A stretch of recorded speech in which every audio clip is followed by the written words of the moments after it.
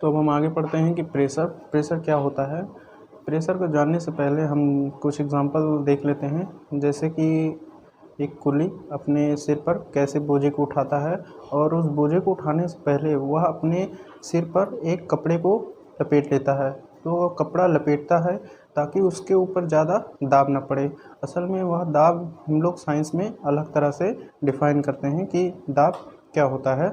और एक एग्जांपल, जैसे कि हम लोग हथौड़े द्वारा कील को ठोकना, तो कैसे हम कील को एक हथौड़े के द्वारा ठोकते हैं प्रेशर द्वारा। तो प्रेशर का डिफिनीशन क्या होगा? A force acting on per unit area is known as pressure. यानी कि हम पर यूनिट एरिया पे जब कोई फोर्स अप्लाई करेंगे तो वही हमारा क्या होता है? प्रेशर होता है। और इसकी यूनिट क्या होती है?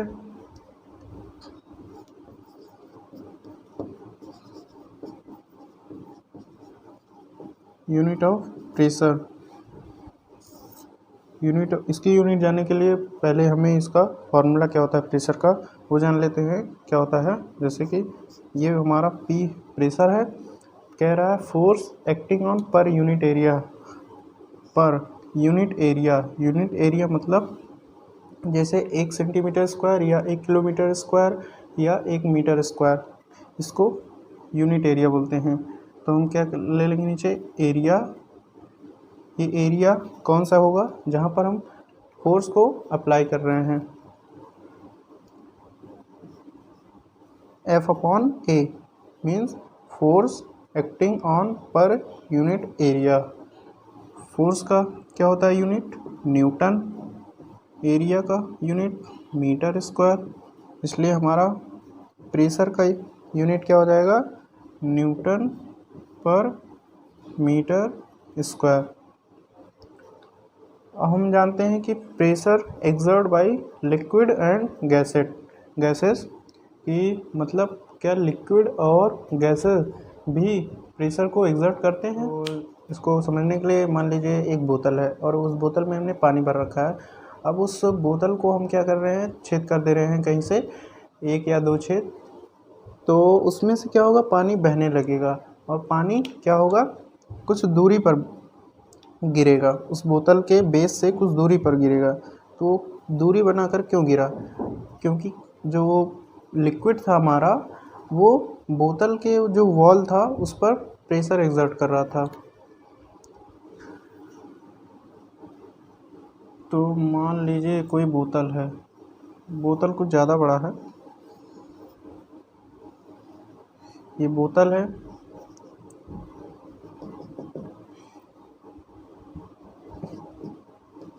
ये इसमें पानी भरा हुआ है। मान लीजिए हमने यहाँ एक छेद कर दिया, होल कर दिया, तो पानी क्या होगा? वाटर यानी कि लिक्विड यहाँ से फ्लो करने लगेगा, यहाँ से बहने लगेगा। और ये जो बोतल का बेस है इससे कुछ दूरी बनाकर गिरेगा, इससे कुछ दूरी पर गिरेगा ये लिक्विड। तो ये क्यों ऐसा हुआ? ये इसलिए हुआ क्योंकि यहाँ जो लिक्विड है ये इस बोतल की दीवार पर एक प्रेशर डाल रहा है, इसीलिए ये यहाँ दूरी बनाकर गिर रहा है। अब हमें पता चल गया कि लिक्विड भी क्या होते हैं? प्रेशर को एक्सर्ट करते हैं। क्या इसी तरह से गैसेस भी होते हैं?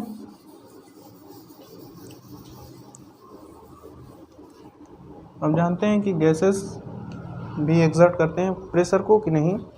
तो इसको जानने के लिए हम मान लेते हैं कि एक हमारे पास फूला हुआ गुब्बारा है, पहले से इन्फ्लेटेड बलून।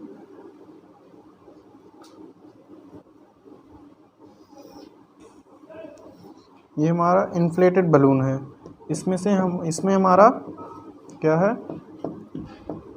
एयर भरा हुआ है। अब इसमें हमारा एयर भरा हुआ है, तो हम क्या कर रहे हैं, इसमें एक होल कर दे रहे हैं। तो जब हम होल करेंगे तो इसमें से जो एयर होगा वो निकल जाएगा। अब वो ऐसा क्यों हुआ, क्योंकि जो हमारा गैस है वो भी प्रेशर को एक्सर्ट कर रहा है इस बैलून के वॉल पर। इसी तरह से मान लीजिए साइकिल का ट्यूब है, तो जो ट्यूब होता है वो भी प्रेशर को एक्सर्ट करता है। उसमें जो हवा भरा हुआ होता है, जब पंचर हो जाता है तो उसमें से जब पंचर हो जाता है तो हवा बाहर निकल जाती है। क्यों निकल जाती है, क्योंकि वो जो हमारा गैस होता है वो उसकी दीवार पर प्रेशर एक्सर्ट कर रहा था। अब उसको रास्ता मिल गया उस होल से, तो वो बाहर निकल गया। तो हम लोग समझ चुके हैं कि प्रेशर जो है लिक्विड के और गैस के द्वारा भी एक्सर्ट किया जा सकता है। और अब आगे बढ़ते हैं कि एटमॉस्फेरिक प्रेशर क्या होता है।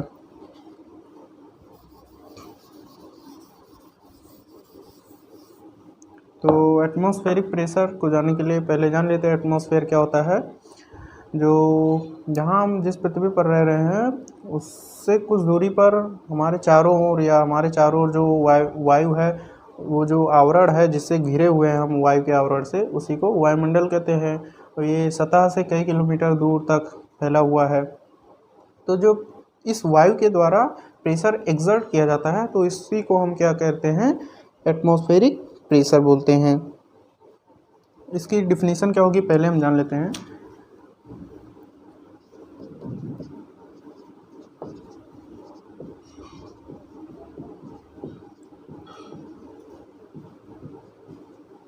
एटमॉस्फेरिक प्रेशर क्या होता है, इसकी डिफिनीशन।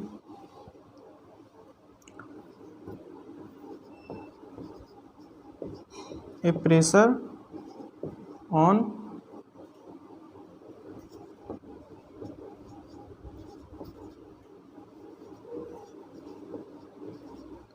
atmosphere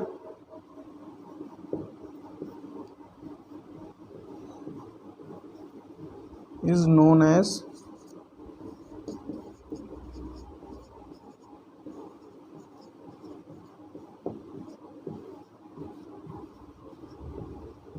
atmospheric pressure. मतलब एटमॉस्फेयर के द्वारा जो हमारा प्रेशर एक्सर्ट होता है उसी को एटमॉस्फेरिक प्रेशर बोलते हैं। और इसको हम एग्जांपल के द्वारा कैसे समझें।